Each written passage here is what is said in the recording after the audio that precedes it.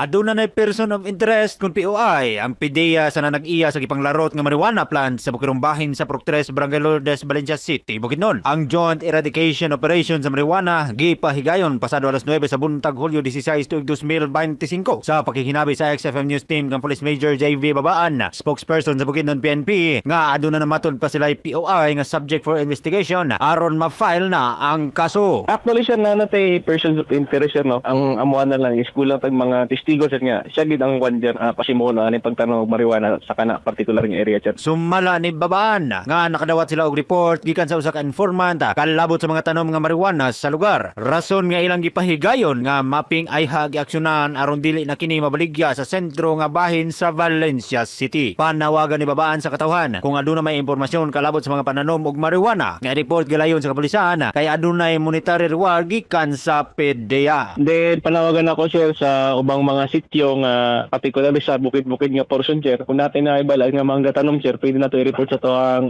kapulisan o person sa PDEA. Kinatag ginataw nga privatizer na kung kinsa ning maka-informant nga makatag information regarding sa plantation sa marijuana o mga nagtanom ng marijuana sir, na sila monetary reward sa gikan sa PDEA sir. Mga katropa, aron permenting lig-on ang kalawasan likay sa mga sakit-sakit. Tumarna og Santon Plus Gold. Gikan na lamang sa 11.7 XFM Bukidnon. Alang sa naghiusang Pilipino para sa Pilipinas. Ako si katropang Christian Bakyugon, XFM News.